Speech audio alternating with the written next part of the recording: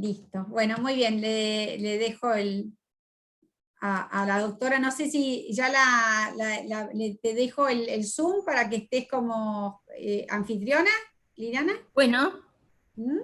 Y así, si llega alguien, la vas a tener que ¿se me permitir. escucha bien? Sí, sí. Perfecto. Bueno, buenas noches a todos. Un gusto compartir este espacio con ustedes. Me encantó conocer el colegio ayer. Así que si me hacen alguna pregunta en relación al espacio, estuve ahí. Yo empezaría la charla para ordenarlo un poco, haciéndoles como una actualización del tema, focalizado en el conocimiento general y en unas cosas particulares que hacen al riesgo en la escuela, y también contarles un poco la normativa jurisdiccional sanitaria, que eso lo establece cada jurisdicción, así que nosotros la recibimos y somos, digamos, ejecutores de esa norma, pero no decidimos sobre esa. Así que voy a empezar la presentación.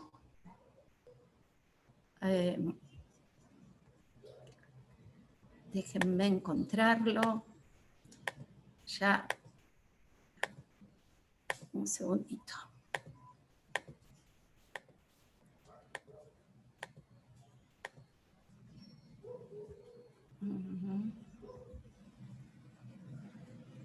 Ok.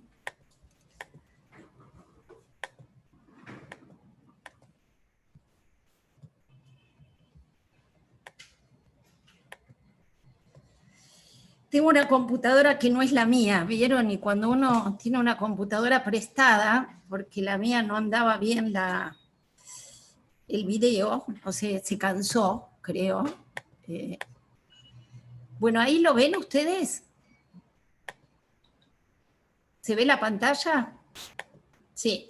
Sí, se Ok, ve. perfecto. Muy bien.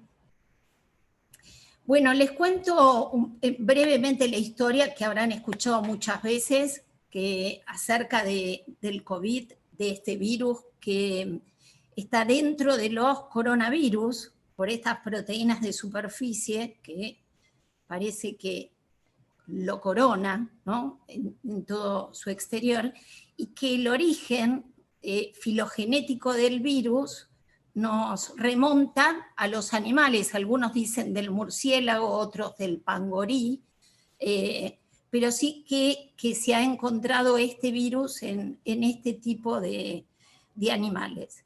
Y no es la primera vez que un virus pasa del animal al hombre. De hecho, hay otros virus que han tenido este mismo comportamiento. Estos son todos coronavirus. Y hay este y este son virus del resfrío común, que nosotros ya lo conocíamos, pero estos con un comportamiento muy particular, produciendo infecciones respiratorias más severas que los otros que conocíamos. Y este SARS-CoV-1, porque es síndrome agudo respiratorio severo por coronavirus, era cuando encontraron este SARS-CoV-2, que después se llamó, creían que era el 1, porque ya había circulado hacía varios años atrás y había producido una epidemia que se controló en el tiempo. Y cuando encontraron este virus pensaban que era este, por eso finalmente le terminaron poniendo 2. Esta es la historia nuestra en Argentina. Yo puse las cifras de 22 de abril 2020 a 22 de abril 2021. La situación epidemiológica es muy diferente. Realmente estamos en esta segunda ola de contagios, lo que hace que prestar mucha atención, porque los sistemas sanitarios, cuando tantos pacientes en forma simultánea enferman, es muy difícil dar respuesta sanitaria correspondiente. Y eso es lo grave de la situación. La mayoría de los pacientes que tienen COVID cursan una enfermedad leve, con muy poco riesgo de complicaciones, pero de ese pequeño porcentaje que tiene complicaciones, algunos de ellos solo requerimientos de oxígeno y muy pocos pacientes llegar a situaciones tan graves como requerir asistencia respiratoria mecánica. Lo particular de esto es la simultaneidad con que se dan los casos, la alta contagiosidad que tiene este virus. La población pediátrica, y si uno toma menores de 20 años en esta corte, del total de pacientes confirmados, alrededor del 10%, decimos siempre, son pacientes pediátricos. Y si ustedes ven en la distribución, estas son semanas epidemiológicas, por eso tienen un número acá que no coincide con los meses, 2020 y 2021. Ustedes ven acá las barras en celeste, es la tasa de ataque en menores de 4 años. Esta color fucsia es entre 5 a 9, la bordó oscura es entre 10 y 14, el resto entre 15 y 19. O sea que la mayor parte de los pacientes pediátricos afectados están en el grupo, digamos, más cercano al grupo de adolescentes que de niños en la primera infancia.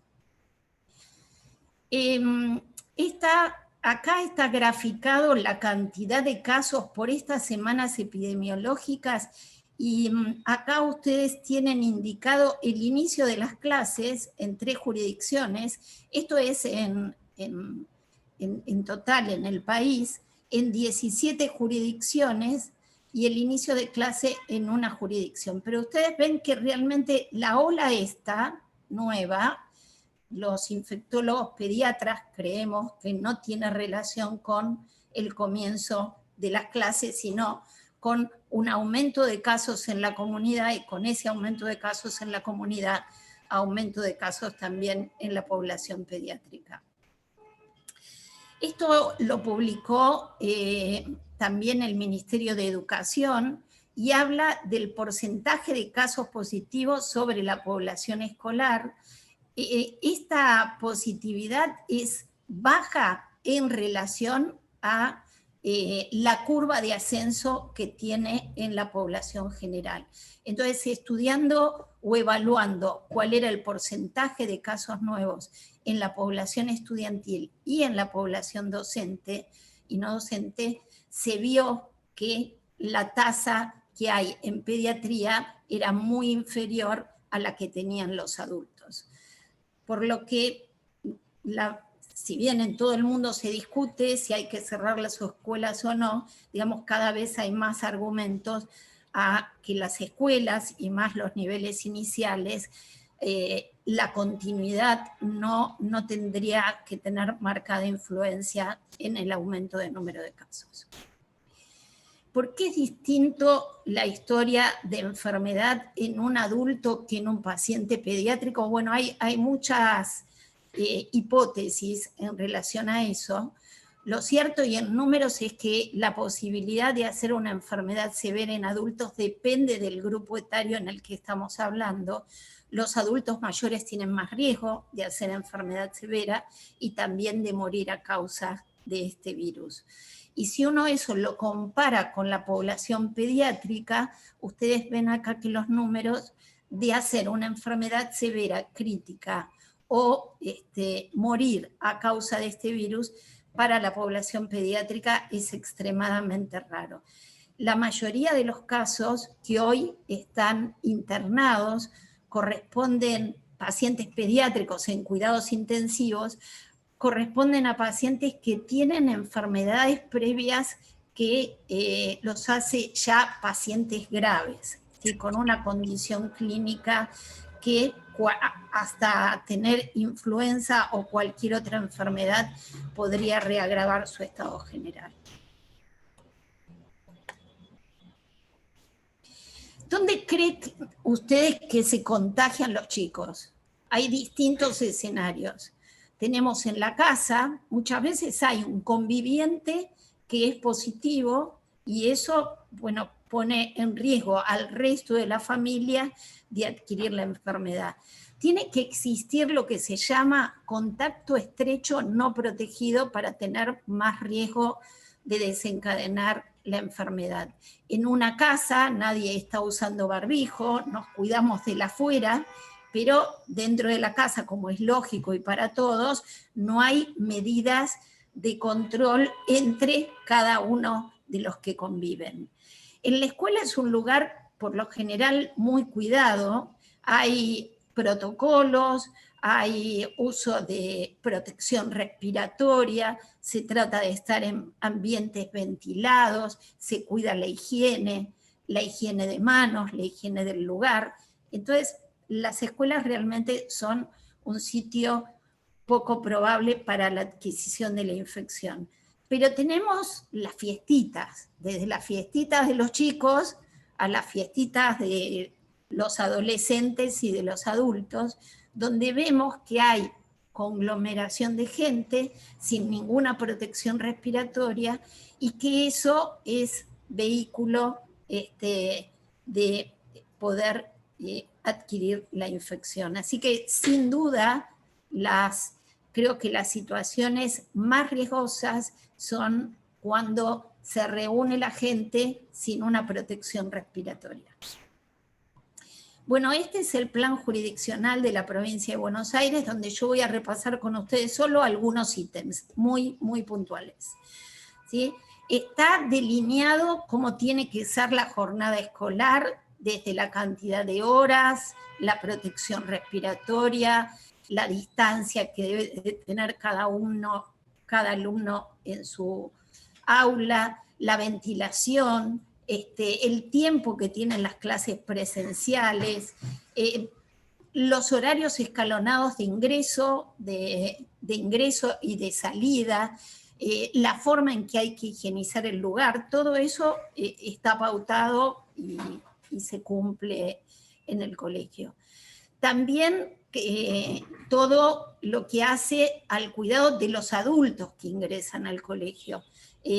Concientizar a todos que no pueden entrar enfermos, que tienen que también tener control de temperatura, control de salud, higiene de manos, todo esto, digamos, se habla con el personal y todos tienen que ser conscientes de que son parte del cuidado.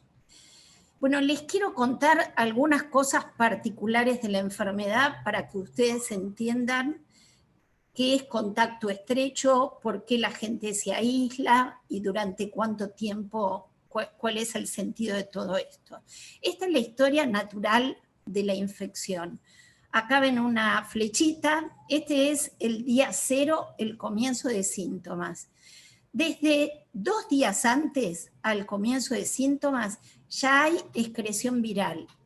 Y esta es la forma más común en que alguien se contagia. Está con alguien que no está enfermo, no tiene fiebre, no tiene tos, no se siente mal, y al día siguiente empiezan los síntomas. Ese día que estuvo en contacto conmigo no tenía ningún síntoma, pero sin embargo estaba excretando el virus. El periodo de incubación de la infección puede llegar, hoy se dice más 10 días, no más que 14, pero el promedio del tiempo de incubación es entre 5 y 6 días. Y después que el paciente inicia los síntomas, el tiempo de excreción viral es alrededor de 10 días. Por eso el tiempo de aislamiento de una persona que tiene COVID en muchos lugares del país figura 14 días, en la provincia de Buenos Aires ahora lo modificaron para los pacientes, pero no lo modificaron todavía para el colegio, así que vamos a tomar tiempo de aislamiento para el colegio después de empezar con los síntomas durante 14 días. ¿Quién se convertiría en un caso sospechoso? No es solo el que tiene fiebre, ni solo el que tiene tos, ni solo el que le duele la garganta o tiene dificultad para respirar, o le duele la cabeza o el cuerpo, o tiene diarrea o vómitos. ¿Sí? Tiene que tener 2 o más de estos siguientes síntomas. Alcanza un solo síntoma si es contacto estrecho de un caso positivo. O sea, si en los 14 días previos empezó con alguno de estos síntomas. Les cuento esto porque quizás por ejemplo, yo imagino a algún alumno puede estar con un síntoma. Si tiene un síntoma, lo mejor es que se quede en la casa, pero no hay que aislar la burbuja, no es caso sospechoso. Caso sospechoso es la presencia de 2 o más síntomas. Puede ser como único síntoma la pérdida repentina del gusto o del olfato, ¿sí? O un solo síntoma si ya estaba aislado y era un caso sospechoso.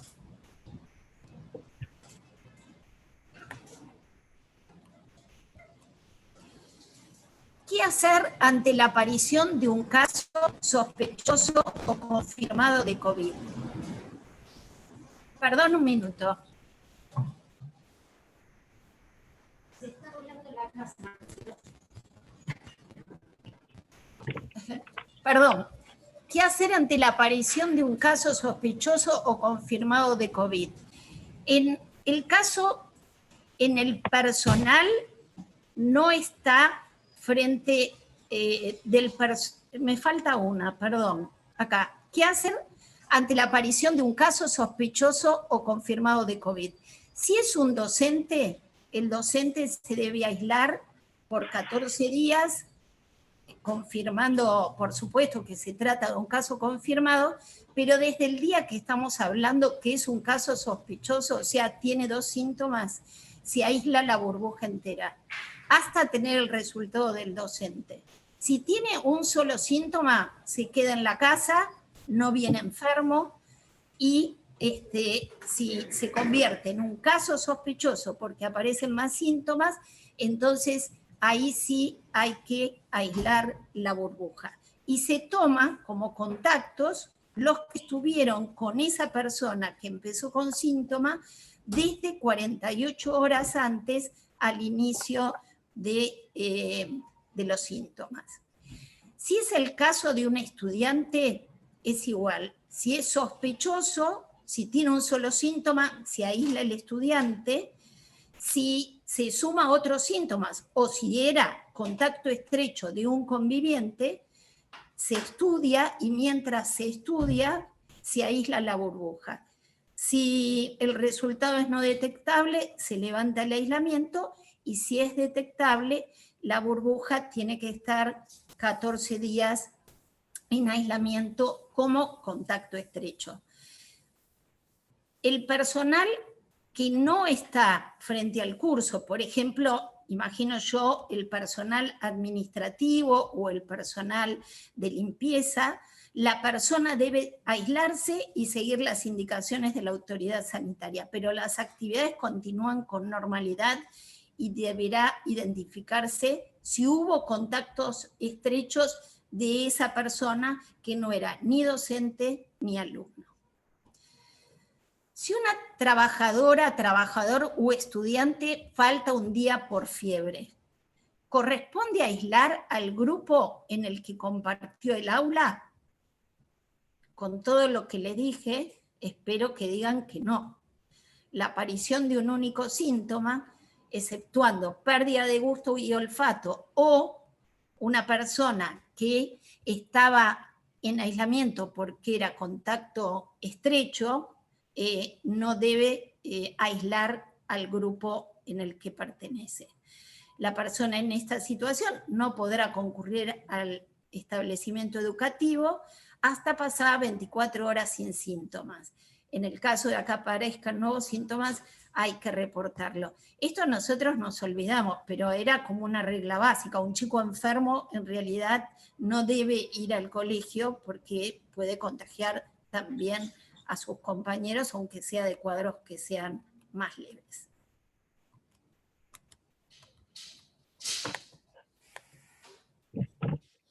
Si una o un estudiante no asiste un miércoles por presentar un registro febril y pérdida brusca del olfato y gusto, ¿corresponde aislar al grupo en el que compartió el aula? Porque esta persona, un miércoles, los 2 días anteriores estuvo en el colegio.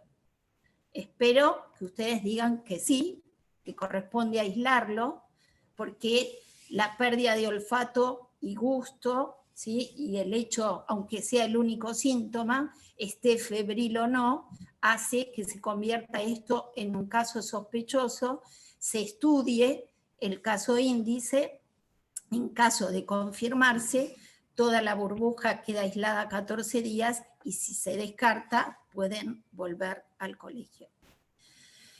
Si una o un estudiante no asiste el jueves porque se informa que su madre es COVID positivo y debe realizar el aislamiento, ¿corresponde aislar al grupo o docente con el que compartió el aula?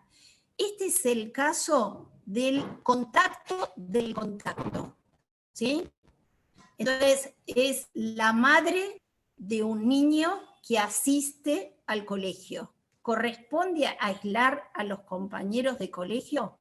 No, porque no se aíslan contactos de contactos.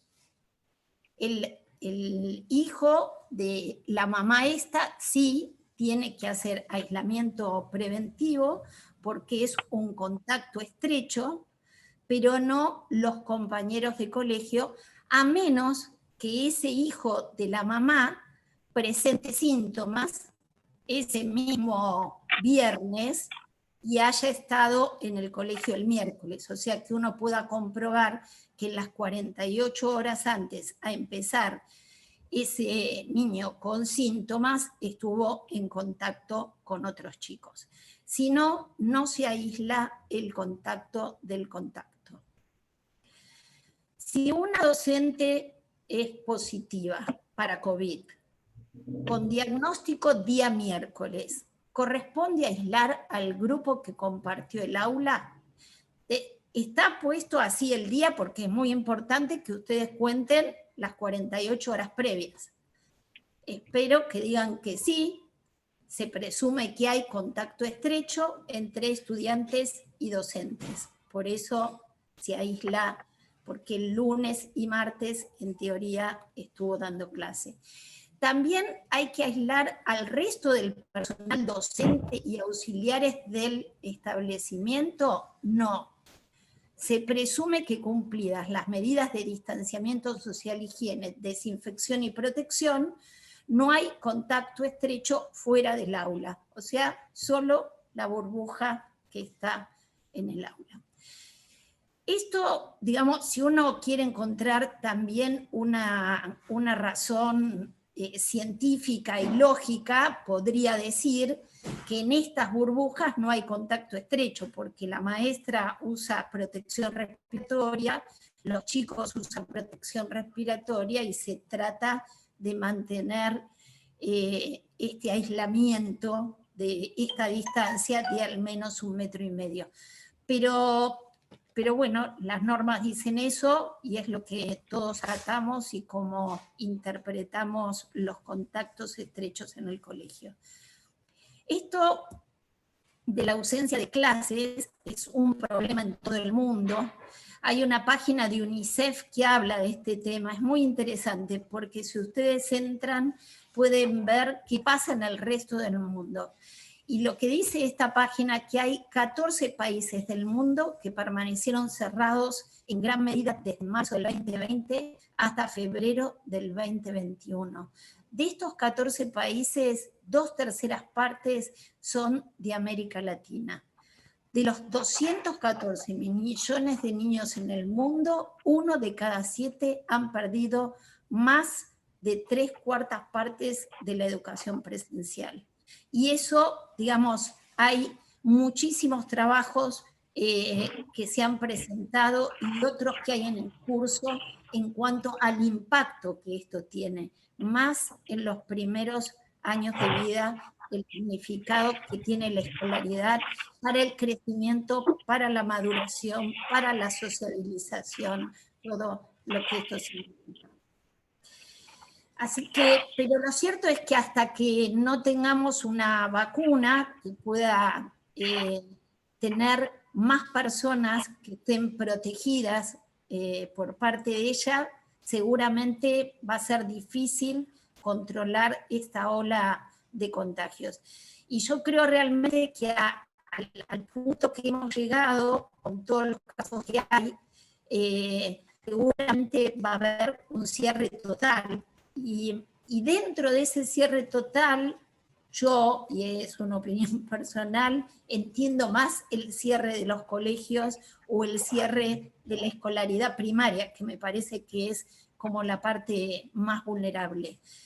Pero todavía, como ven ustedes, la vacunación va lenta, al menos una dosis lo tiene el 12% de la población, totalmente vacunados alrededor del 2%. Así que creo que estamos en una situación hoy complicada, que no es el mejor momento para volver, pero sí me parece que cuando se puedan estabilizar el número de casos, la escolaridad, y de esto con prioridad la escolaridad primaria, debe ser presencial. Y esto también es lo que hoy retomaron muchos países que el año pasado tenían cierre total. Por ahora nos tenemos que cuidar y más si no tienen la posibilidad de tener una vacuna, y estas se vieron que son las 4 medidas básicas. ¿Se acuerdan que en un tiempo se hacía mucho hincapié en las superficies, en limpiar los zapatos cuando uno entraba a la casa, limpiar los alimentos que compraba? Bueno, hoy 4 cosas son las cosas básicas y más importantes para cuidarnos. Mantener las manos limpias, que puede ser con agua y jabón o gel alcohólico, conservar una distancia de por lo menos 1,5 metros entre 2 personas, tener ambientes bien ventilados y usar protección respiratoria. Por favor, evitemos los cumpleaños, que después vienen, de esa alegría vienen grandes problemas. Así que todos, depende de todos, que nos cuidemos y que cortemos esta ola de contagios. Bueno, yo era esto lo que quería empezar contándoles, pero estoy para que ustedes me pregunten lo que quieran saber. Vos estás manejando vos el... No, ¿te me querés volver a pasar por si tengo que admitir a alguien? Pero lo tenés vos, seguís vos como anfitriona. Ok, a ver. Bueno, si no lo leo yo, si me mandan preguntas o si hablan, como quieran ustedes. Sí, no, yo puedo leer las preguntas, todavía no hay, se levantan la mano y vamos dando la palabra. Ahí está, la mamá de Tommy Grofo, Roxana. No. Hola, ¿qué tal, doctora? Ya la conocí en el embarazo de Tomás, que fui a verla. Ah, muy bien. Doctora, no, mi consulta es cuando usted al principio comentaba que pueden ingresar con una cierta cantidad de temperatura, que es 37,4 creo, o 37,3 creo que decía. No, es menos de 37, ¿sí? Porque esa es mi duda, porque mi hermano, por ejemplo, tuvo COVID y nosotros tenemos una característica que es muy difícil que subamos mucha temperatura. Sí. Y él se hizo con 37,2, se hizo el test. Además, estos métodos para tomar la temperatura no son muy, digamos, muy fidedignos. Si hace frío en la calle y venís de la calle, o sea, es que cada uno sea consciente de que no puede ir al colegio si se siente mal. No, pero era mi duda, perdón, porque así con temperatura.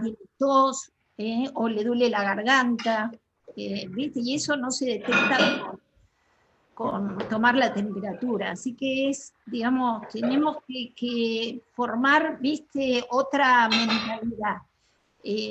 Antes era muy común que una mamá porque además los chicos van al colegio, los padres trabajan, esa es la realidad de la mayor parte de las familias. Entonces lo ves bien, tiene un poquito de temperatura o le duele algo, y antes era muy común que le den ibuprofeno y decir, bueno, vas al cole, estás un rato. Bueno, eso hoy no se puede hacer, ¿no? Antes tampoco, pero era bastante común. Hoy no se puede hacer. Hoy hay que, si hay alguien enfermo, digamos, tratar de proteger a la familia, proteger al niño y proteger al resto, ¿no? De la burbuja.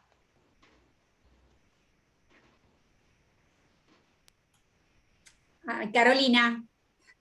Yo consulto, yo soy docente, pero madre de un niño de 4 que está en el jardín, al cual mando con barbijo porque soy una obsesiva tremenda y su pediatra me lo recomendó, pero bueno, quería saber tu opinión al respecto.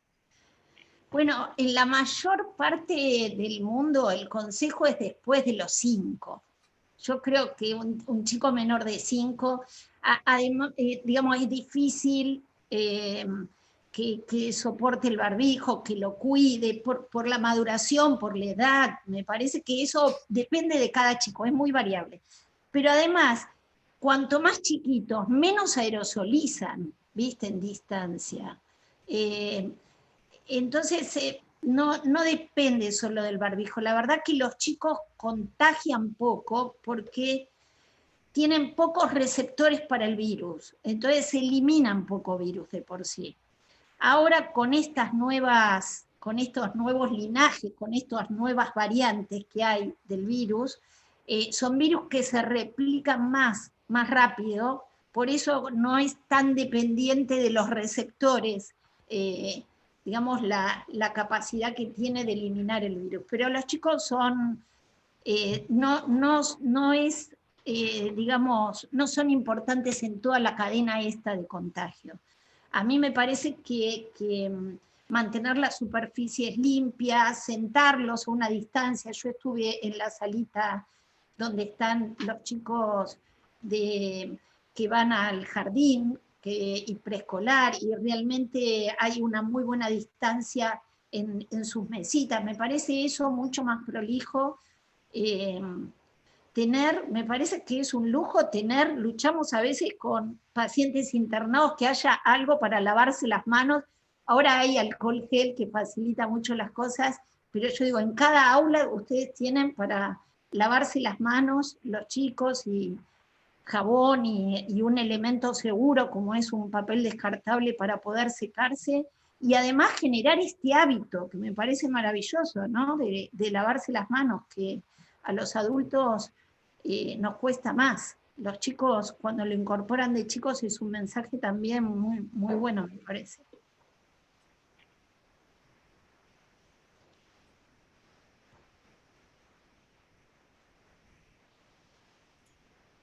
¿Vieron todos los casos que aparecían de chicos graves en la tele? ¿Y escucharon hablar? Algunos decían que sí y otros que no. ¿Escucharon o no percibieron eso?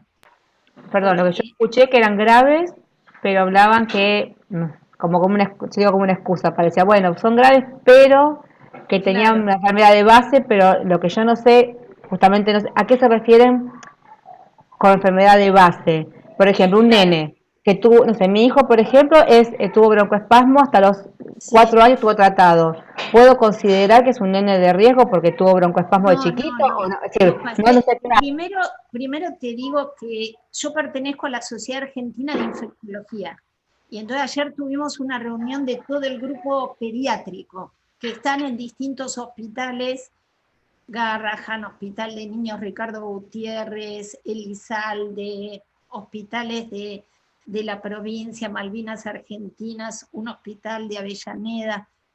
Nadie tiene la percepción de que hay más chicos graves internados. En muchos lugares hay pacientes pediátricos internados por causas sociales. Por ahí en la casa no es fácil hacer el aislamiento. Muchos de estos chicos que más en los hospitales públicos hay más chicos internados por causas sociales.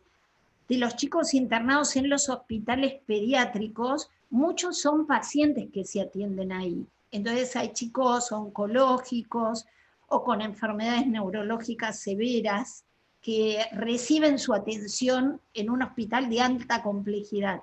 Entonces cualquier cosa que tienen esos chicos vuelven al hospital. Por eso también ahí se concentran chicos también más graves. Esos, los que están en terapia intensiva son pacientes oncológicos con enfermedades no controladas y con problemas neurológicos severos, ¿sí? Pacientes crónicos que están en internación domiciliaria. Entonces, eso es lo que alimenta los casos graves de COVID. Son chicos que una influenza también podía evolucionar a una forma grave, ¿eh? Donde su salud es muy vulnerable, pero porque hay enfermedades previas. Pero lo que sí nosotros hemos visto en chicos previamente sanos es lo que se llama síndrome inflamatorio multisistémico. El síndrome inflamatorio multisistémico es como una reacción que hace el cuerpo al COVID. Y se da en chicos, se da en menores de 20 años, y tiene la particularidad que el COVID terminó, por ahí no tuvo ningún problema, y alrededor del mes el paciente empieza con fiebre.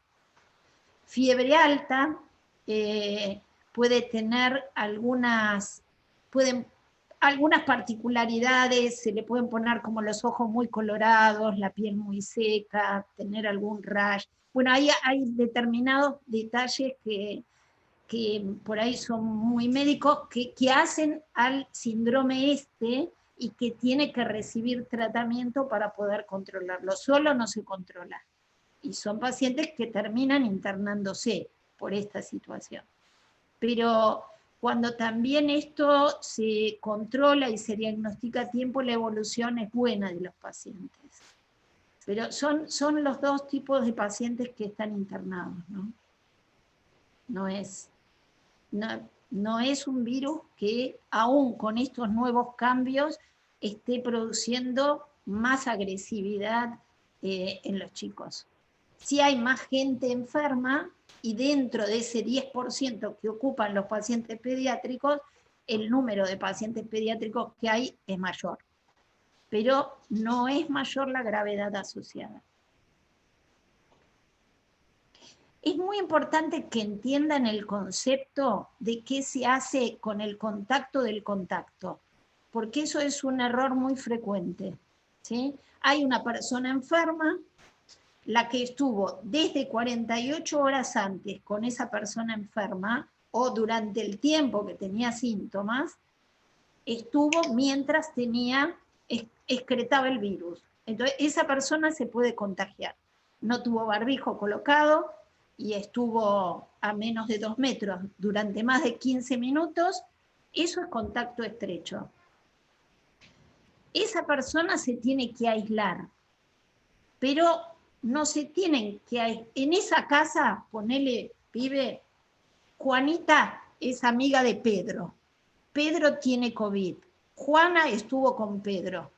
Juana vuelve a su casa, vive con su mamá, con su papá, con su otro hermano. Juana se tiene que aislar en una habitación en esa casa. Juana no puede ir al colegio. Mamá y papá pueden salir a trabajar y el otro hermano también puede ir al colegio. ¿Sí? Entonces, no se aísla el contacto del contacto. Se aísla el contacto estrecho. Pero a su vez esa persona que es contacto estrecho hay que tratar de aislarla en la casa. Porque como uno se da cuenta cuando presenta síntomas, cuando tiene evidencia clínica, los 2 días esos antes no sabemos cuándo son hasta que presenta síntomas. ¿Está bien? Ese es un dato importante que induce también muchos errores, ¿no?, en el manejo. Esto, Liliana, que estás diciendo es importante, porque muchas veces escuchamos en el colegio, yo soy Gaby Corral, directora de inglés primaria, eh, el papá dio positivo, y te ponen, estamos aislados. Y creo que lo que estás diciendo que, está bien, tienen que estar aislados, pero aislado en un cuarto la persona que dio positivo.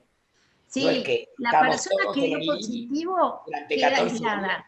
Los convivientes, lo más probable es que sean contacto estrecho, porque estuvieron sin barbijo a menos de 2 metros durante más de 15 minutos. Pero los compañeritos de esos chicos no se tienen que aislar. No. Esta familia se tiene que aislar. Claro, Si pero un ahí lo que hijo- tal vez dice Gaby, que me parece, es cómo deben aislarse, ¿no? Porque a veces uno Claro. lo que siente que si el papá o lo que fuera y estamos todos en dulce montón, digamos, la idea sería que realmente cada uno tal vez sea extra cuidadoso en su casa respecto al uso de la toalla, de los Bueno, nosotros pedimos que de ser posible con un adulto se puede hacer, con un chico es más difícil, que esté en una habitación solo, y si puede usar un baño para esa persona, muchísimo mejor, y que trate de no salir de la habitación. Si sale, tiene que salir con barbijo dentro de su casa, ¿sí? Y sentar el resto, usar protección respiratoria, sentarse a una distancia. Si una persona vive en su casa y quiere salir al jardín, puede, pero transitar de la habitación al jardín tiene que salir con barbijo. Ir a un lugar al aire libre, y puede estar al aire libre a más de 1,5 metros con otra persona, puede estar. Sería bueno porque por ahí tose, ¿sí? O se ríe a carcajadas, o grita, y ahí la aerosolización no respeta los 2 metros. Entonces, que use barbijo. La persona que está en periodo de excreción viral, aunque sea dentro de su casa, y aunque hasta el día anterior no lo haya usado.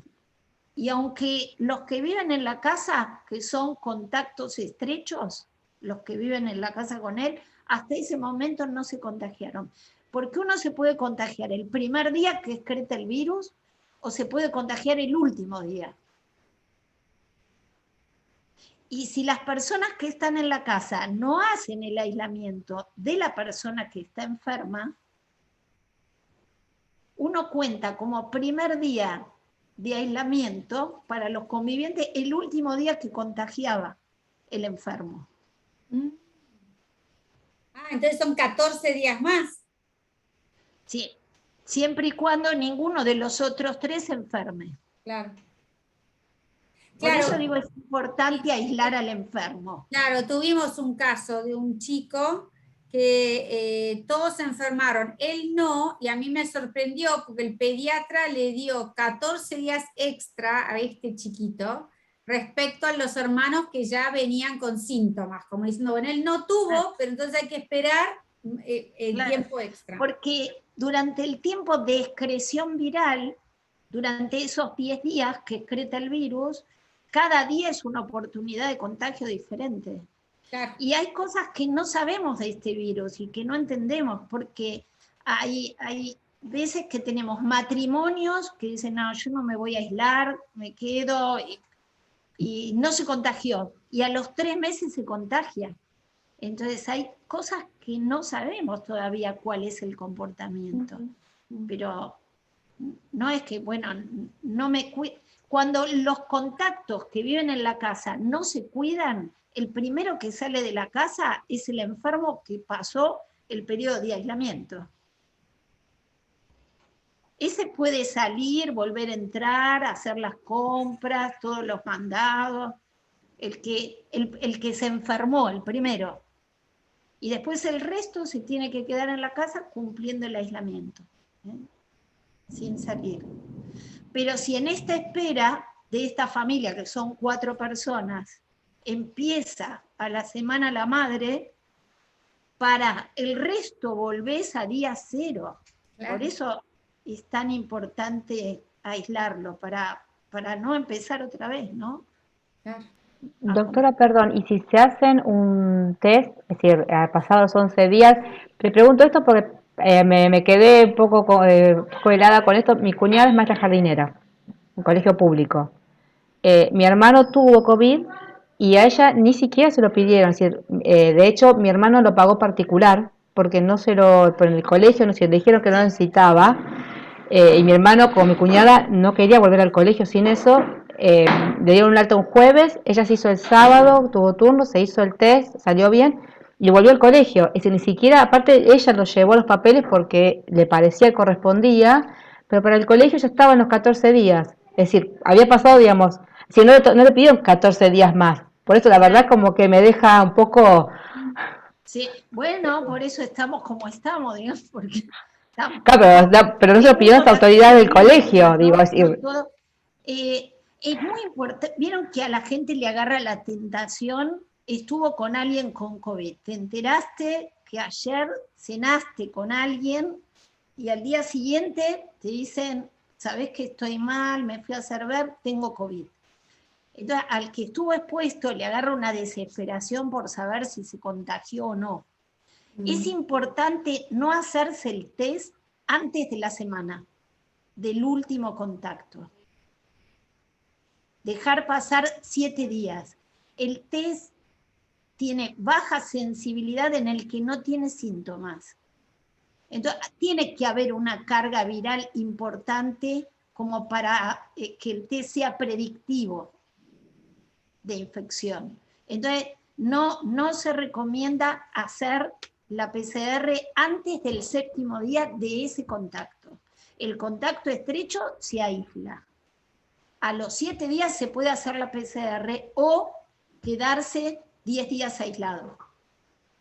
Pero para el personal de salud, nosotros tenemos que tener una PCR negativa para incorporarnos, siendo contacto estrecho.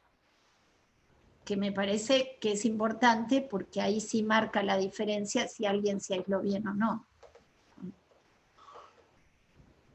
Pero no sirven hacerse los test, que uno lo escucha además mucho de los políticos, ¿viste? Estuvo con tal, ya se hizo la PCR, y yo digo, pero si pasaron 2 días, ¿qué le va a dar?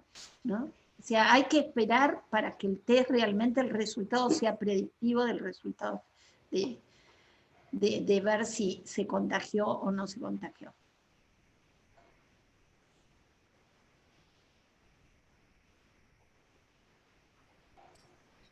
Y en ese caso, perdón, si llegaras, o sea, no tenemos contacto, no es positivo, no tenemos el test positivo, pero yo estuve cenando con una persona que mañana se siente mal, ¿yo debería aislarme por prevención o hasta tener el positivo de esa persona no? Si vos sos contacto estrecho, tenés la definición de contacto estrecho, que es más de 15 minutos a menos de 2 metros sin usar barbijo. Si sos contacto estrecho, te tenés que aislar. En la ciudad de Buenos Aires, al 7º día te podés hacer la PCR. Con PCR negativa al 7º día podés levantar el aislamiento. En la provincia no. En la provincia eran 14, ahora lo cambiaron a 10. ¿Sí? 10 días. Pero teniendo, si te haces el test, aunque dé negativo, en la provincia dice que se debe de mantener aislado durante 10 días.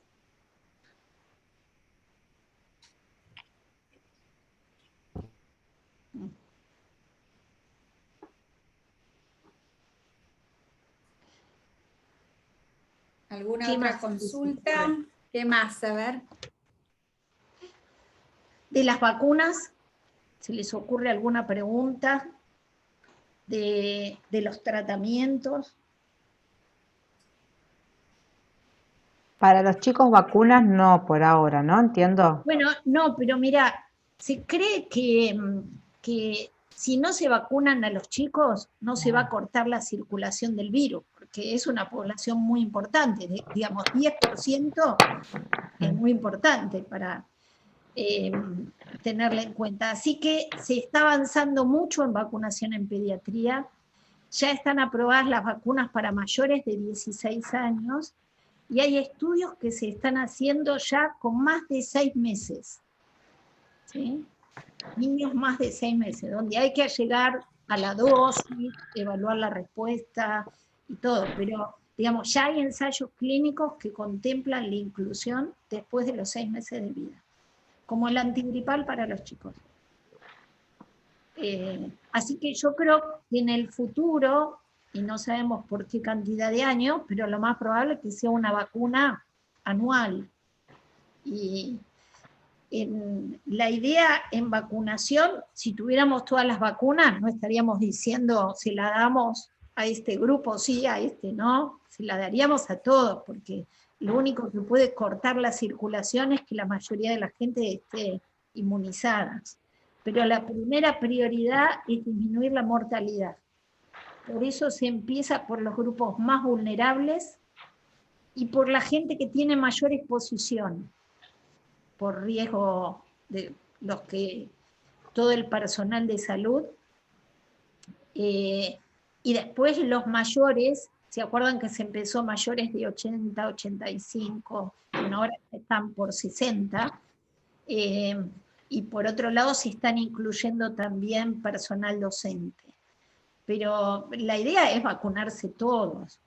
Salieron estudios también sobre seguridad durante el embarazo, así que ya hay bastante información, y si se trata de una persona que tiene alta exposición, como ser personal de salud, la recomendación es que se vacune estando embarazada o amamantando, digamos, pero no hay ninguna situación, digamos, teórica para pensar que podría ser un riesgo la vacuna en esa población.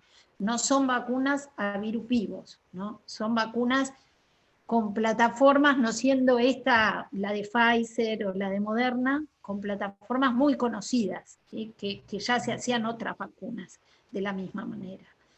Entonces son vacunas que se las consideran bastante seguras para usar durante el embarazo, la lactancia, y se está incluyendo cada vez pacientes más jóvenes. Lo que sería buenísimo es que haya un tratamiento, todavía no hay. Salió un trabajo estos días de la ivermectina. ¿Escucharon hablar de la ivermectina? Es un antiparasitario que, bueno, sí, en el interior del país se consumía muchísimo. Y había un dicho así que era popular, porque no tenía ninguna base científica, que la ivermectina podía actuar tanto previniendo la infección como, si uno se trataba desde el comienzo de la enfermedad, acortaba el tiempo de síntomas.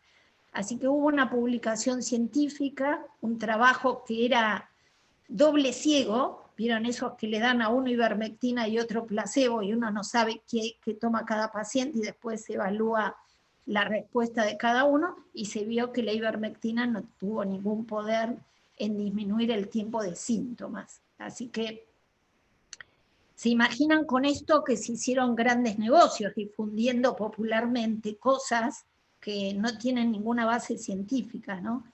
A pesar que todos los médicos decían no hay nada demostrado con la ivermectina, no se imaginan la cantidad de ivermectina que se ha vendido.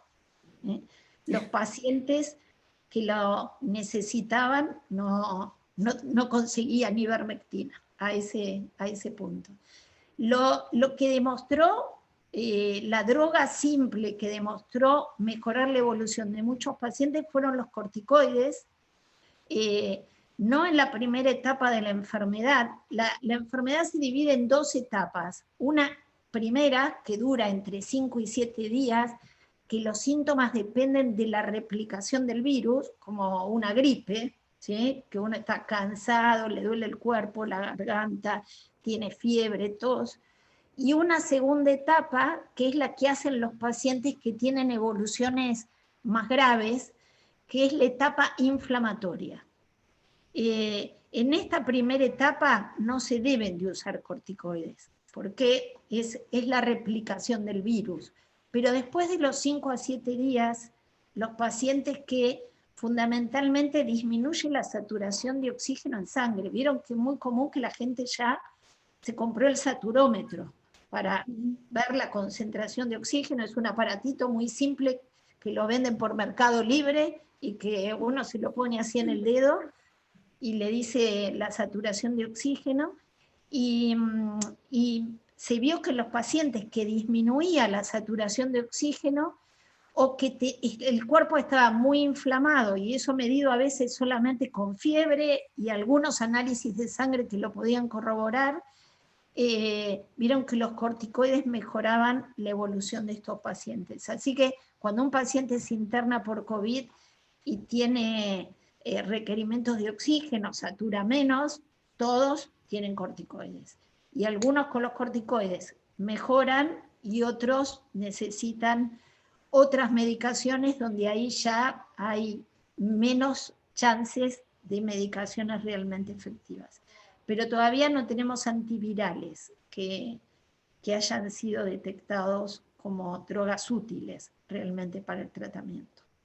Que eso también sería otra buenísima noticia.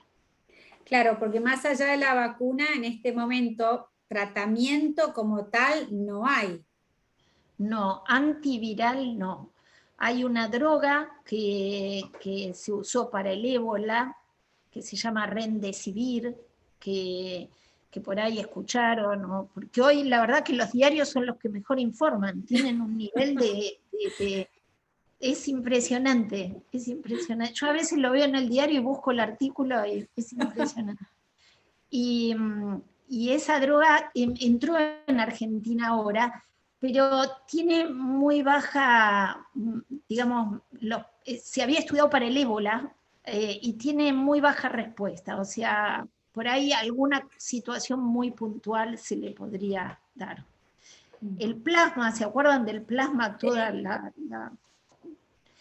la situación del plasma. Bueno, el plasma después se vio que no era tan así como se creía, que sí, cuando se aplicaba muy precozmente, podía mejorar la evolución de los pacientes, pero lo cierto es que toda la primera etapa, el que está bien, está en la casa, digamos, no, hoy ya no se internan los pacientes si no tienen alguna gravedad.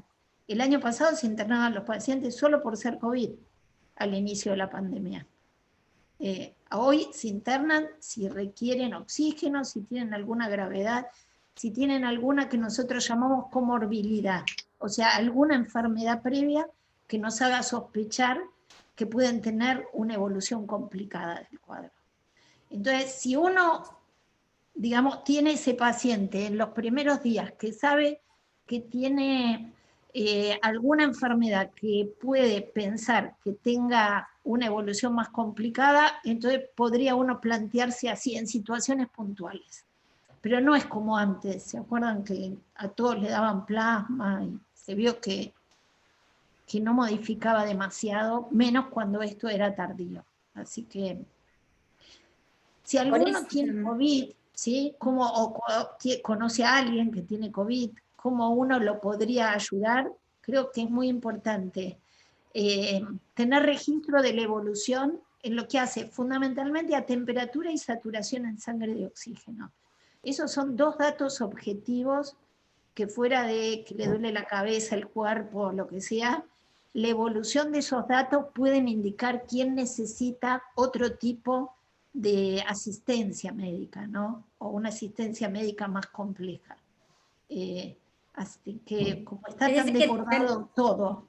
Tener un saturómetro vale la pena en casa, digamos. Yo lo compré por Mercado Libre, pero eso me tenté porque yo compré. Yo quiero hacer una pregunta en relación con eso. ¿Cuál es la medida del saturómetro? Porque todo lindo, yo me lo compré también, ¿vale? Ahora no lo sé usar. Estoy con el dedo. La indicación, por ejemplo, de corticoides es menos de 94. Sí. Ok. ¿Sí? Pero es un dato objetivo, ¿sabes? Porque después hay gente que se siente peor, que le duele más el cuerpo, y puede haber bajas de oxígeno que no tienen tanto síntoma clínico. Entonces, la saturación de oxígeno en sangre, poder medir eso, es un dato objetivo que uno puede transmitir a un médico. ¿Sí? Mirá, tengo esta temperatura y esta saturación, y puede percibir el médico que escucha y categorizar el riesgo de ese paciente. Pero ¿Y hay alguna condición específica para usarlo? ¿Alguna posición en la que se deba poner? ¿Algún tiempo de exposición? Bueno, no. Si ves que mide menos de lo que sería normal, porque lo habitual es que esté entre 96, 98, es lo habitual. Si ves que mide menos, ponérselo a otra persona, a ver si es el aparato o es uno, ¿no? Ok. Por eso en realidad es tan importante la prevención, digamos, porque realmente es fundamental el cuidado, no hay otra opción, digamos. Después de escucharte, decís, y bueno, más que nunca el cuidado, porque no es que podemos depender de una medicación o un tratamiento, y después es un poco como el virus le da a cada uno, porque digamos, ahora uno sabe mucho, antes se decían, bueno, había enfermedades previas, por eso se complicó, ahora uno ve cantidad de casos que tal vez no había enfermedades previas y que realmente les ha traído complicaciones pulmonares, que estamos en una situación epidemiológica muy complicada. Eviten juntarse con gente, eviten por un par de semanas, ¿sí? Esa es la mejor forma de protegerse. Si van a visitar a sus seres queridos y más a los adultos mayores, con buena protección respiratoria, no se lo saquen durante la visita, traten de no tomar nada y no comer nada. Esto que es tan difícil cuando vamos a visitar a alguien, pero que sea, digamos, poder acompañarlos, pero no ponerlos en riesgo, ¿no? Pero sí, la única es, digamos, aún la gente vacunada tiene que seguir cuidándose, porque aún los vacunados se pueden enfermar, y hay más cantidad que hace enfermedad leve, pero a su vez puede contagiar, así que tampoco es que está liberado de todos los cuidados las personas que están vacunadas, ¿no? Ahí hay una pregunta acerca de las compras, que vos lo dijiste en algún momento que el año pasado, y cuando entrábamos a casa, nos sacábamos los zapatos, nos bañábamos íntegros y nada entraba a la casa, sino las bolsas, todo. A ver qué pasa con eso. No, eso, viste, se desmistificó cuál era el rol de las superficies. Hubo un trabajo que creo que fue a partir de ahí que entramos todos en una locura. ¿Se acuerdan el crucero ese? Princess Diamond, Diamond Prince, no sé cómo era, algo así. Bueno, fueron como que fue, digamos, una locura, porque hubo muchísima gente infectada ahí dentro del crucero. Fueron como un mes después y soparon las barandas del lugar y encontraron que le daba positivo. Entonces dijeron, bueno, cuidado, este virus tiene capacidad de vivir en las superficies mucho tiempo. Pero el método que usaron para la detección no diferenciaba si estaba el virus vivo o muerto, ¿sí? Entonces después vieron que eran como pedacitos de genoma viral, pero no estaba el virus entero. Era un problema de interpretación que habían tenido con los estudios esos. El virus dura, la verdad es que está muy poco en la superficie, muy poco tiempo. Así que no es necesario las cosas que uno trae del supermercado y todas las compras limpiarlas. Me parece que todos los productos frescos es buenísimo si se limpian antes de entrar en la heladera por otras enfermedades que también se transmiten por la misma vía. Las carnes que no estén separadas del queso, la fruta, esas cosas que uno puede comer frescas, porque hay otras infecciones, síndrome urémico hemolítico para los chicos, toxoplasmosis, hay otras cosas que se transmiten y que tienen que ver con los cuidados y la higiene alimentaria. Pero COVID, no. Y en todo lo que es latas y todo eso, digamos, pierde virulencia enseguida, así que no es necesario.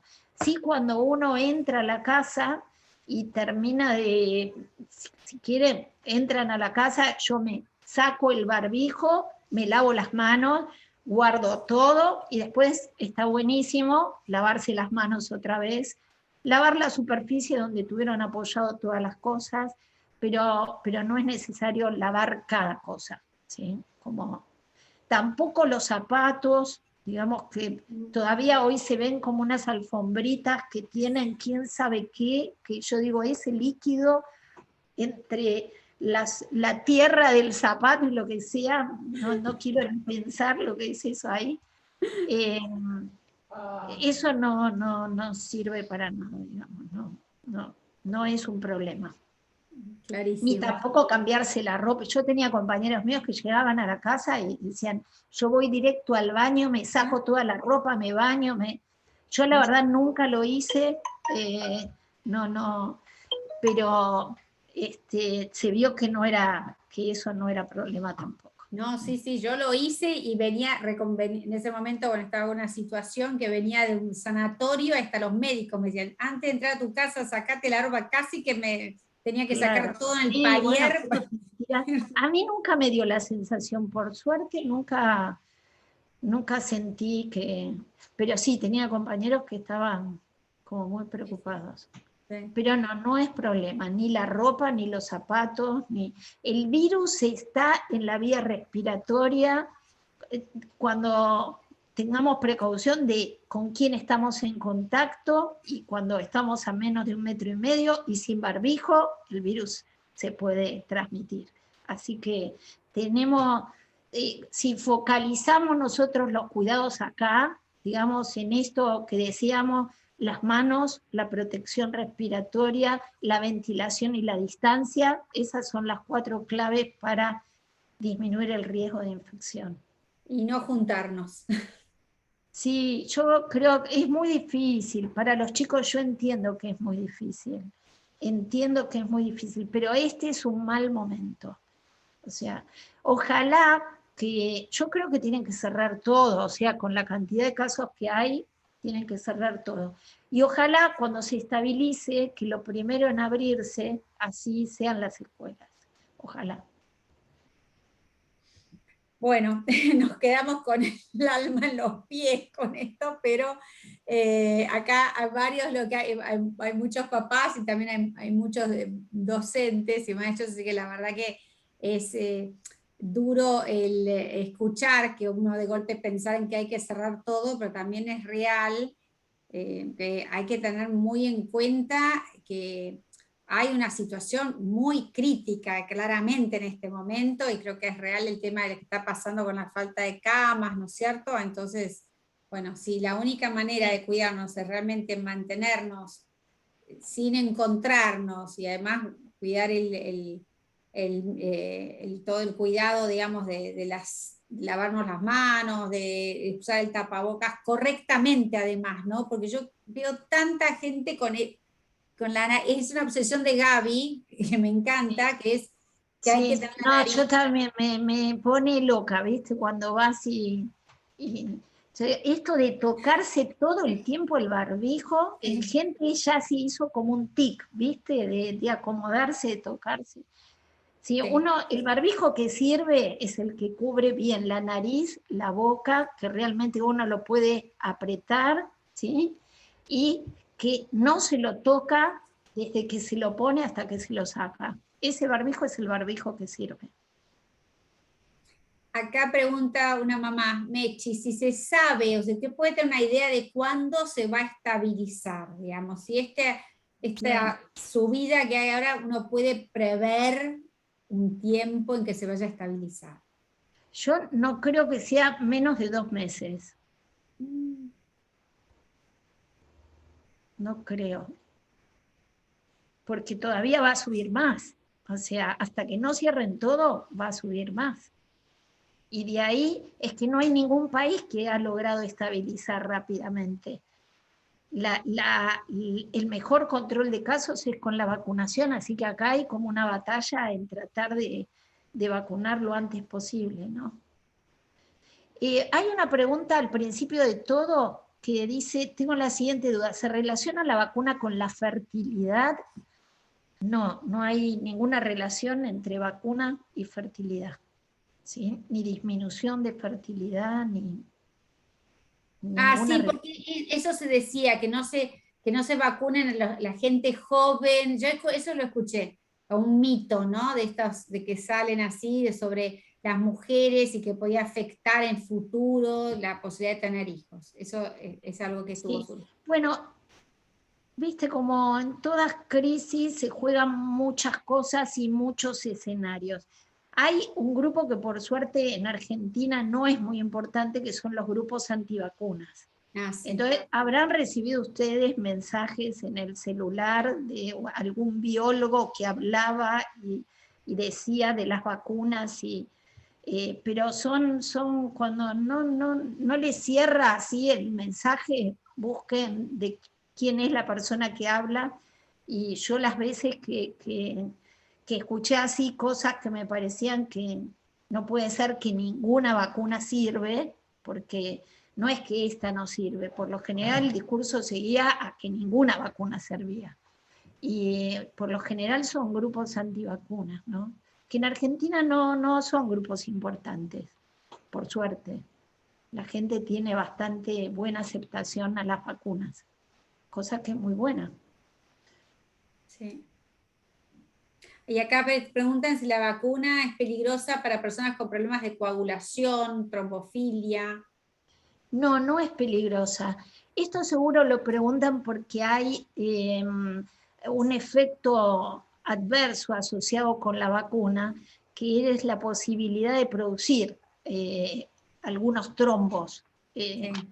Y esto, vieron que la de AstraZeneca, que se dio mucho en Europa, la suspendieron en varios países, y en Estados Unidos también la de Johnson Johnson. Tienen la plataforma, que es la base con la que está hecha la vacuna, toman un virus, que es como la cáscara del virus, estos son adenovirus, que son virus respiratorios comunes, le sacan la parte genética, toda la información de adentro del virus, y ponen la información del coronavirus, fundamentalmente la información genética de las espículas o la proteína S del coronavirus. Entonces hacen como un acople, ¿sí?, entre un adenovirus, un virus conocido, que es una carcasa, donde le ponen material genético del coronavirus. Entonces el organismo, este virus fabricado no es replicativo, o sea, no produce enfermedad porque no tiene capacidad para replicarse, pero sí introduce estas proteínas que el cuerpo las reconoce como ajenas y sintetiza anticuerpos contra esto. Bueno, estas plataformas que tienen adenovirus, que son la mayoría de las vacunas, ¿no?, porque están las de adenovirus y las de ARN mensajero, que es Pfizer y Moderna, que no hay en Argentina. El resto, AstraZeneca, que es la de Oxford, la de Johnson Johnson, la Sputnik, todas tienen adenovirus, distintas características, pero todas tienen adenovirus. Y lo que se vio, y la posibilidad es menos de 1 en 1.000.000, de que podía producir en gente menor de 50 años como un estímulo de un factor de la coagulación que facilitaba la formación de trombos. Se vio en un porcentaje muy pequeño, pero no tenía que ver con enfermedades de trombofilia previa, ¿sí? El mecanismo es otro totalmente distinto, y no tiene más riesgo la gente que tiene como una propensión a poder formar pequeños trombitos, como son las personas que tienen trombofilia. Este mecanismo es totalmente distinto, y para las personas que tienen trombofilia no está contraindicada esta vacuna. Hoy lo que se piensa que para la gente joven, menor de 50 años, en los países que tienen vacunas para elegir, por más que esto sea 1 en 1.000.000, elegirían otras vacunas que no tienen como plataforma adenovirus. Entonces está, por ejemplo, las vacunas chinas, que son de virus inactivados, que es la Sinopharm, que por ahí le escucharon nombrar, que sería como por ahí desde lo teórico y desde lo que nosotros tenemos, como más, mejor elegible para menores de 50 años.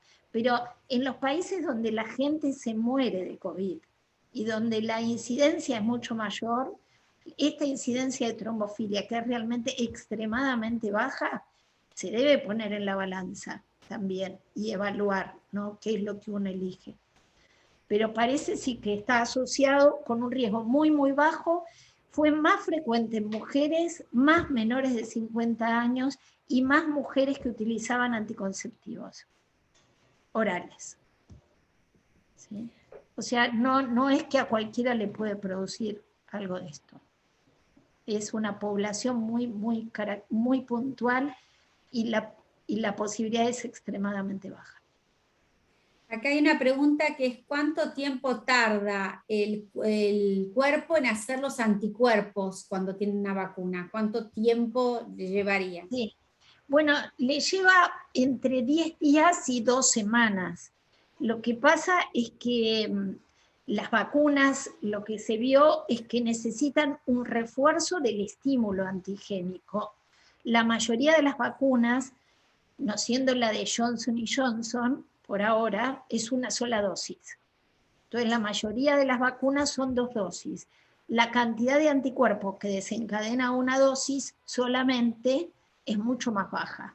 Entonces, como que se despiertan algunas células para producir anticuerpos, pero no todas. Entonces, necesita un estímulo nuevamente como para consolidar la respuesta inmune. Entonces, si uno se da una dosis del Sputnik, la probabilidad de generar anticuerpos es alrededor del 70% y si se da 2 dosis, 95%. Entonces, mejor 2 dosis. Y uno dice, bueno, ya estás vacunado, tenés buena inmunidad cuando pasaron por lo menos 2 semanas de la segunda dosis. Y acá preguntan si se da un tipo de vacuna, si la segunda dosis tiene que ser de la misma vacuna. Por ahora sí, pero se están haciendo estudios combinando plataformas diferentes. Entonces se están haciendo estudios de qué pasa si me doy una dosis de Pfizer y después una dosis de Sputnik. ¿Qué pasa si me doy una dosis de AstraZeneca y después una dosis de Sputnik? Entonces eso se está evaluando. Pero yo creo que mal no le debe hacer seguro. O sea, por ahí no le suma, pero hoy no está recomendado. Muy bien. ¿Alguna otra? Pero por ahí en el futuro sí, eso no sabemos. Claro, pero hoy por hoy lo que se indica... Hoy empezás con una y tenés que tener tu segunda. Y acá, digamos, ustedes saben que toda persona que se vacuna, hay un registro único nacional de vacunación. Sí. Así que buscarán, que se busca por el número de documento.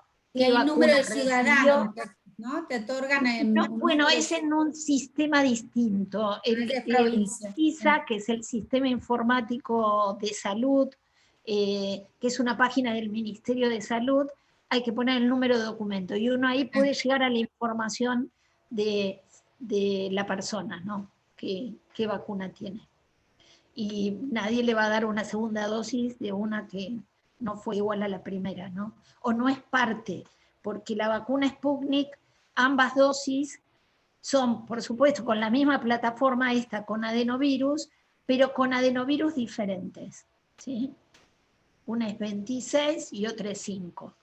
Las 2 dosis no son iguales. Hay una Sputnik primera dosis y una Sputnik segunda dosis. Del resto son iguales.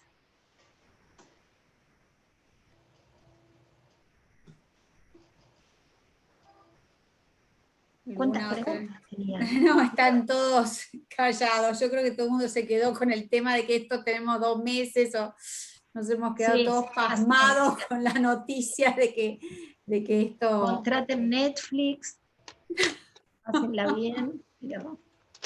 Paguen un plan alto. El problema realmente es que el año pasado hubo un cierre durante mucho tiempo. Entonces la gente, porque uno ve, o sea, yo la verdad que si tuviera que elegir el año pasado tampoco sabía qué había que elegir, pero uno ahora ve la experiencia del resto del mundo, ¿no? Cómo hizo.